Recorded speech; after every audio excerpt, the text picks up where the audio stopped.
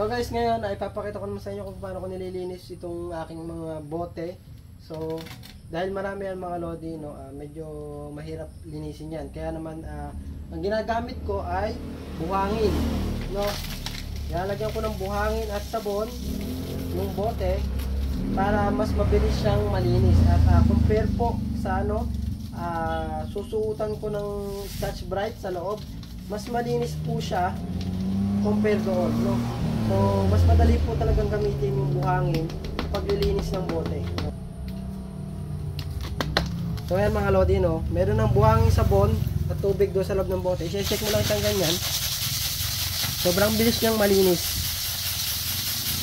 No?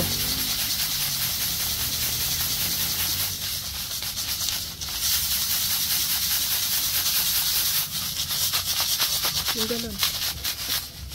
After mong ma-shake siya ng ganon, malinis na yan, no?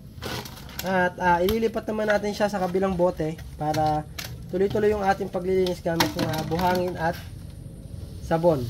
So, ganun lang mga lodi, no? And then, pwede na itong banlawan after nyan. After nyo ma-shake yung buhangin mga lodi, no? Banlawan nyo na at sigurado malinis na yan, no?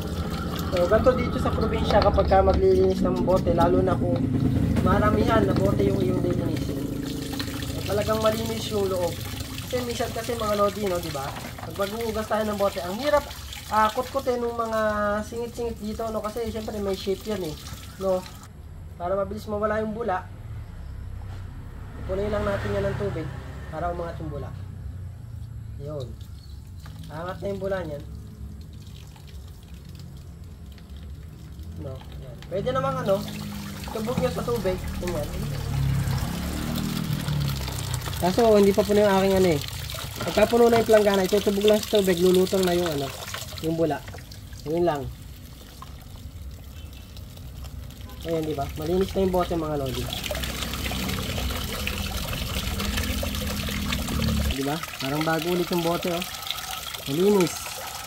No? Ayan mga lodi, ganun lang.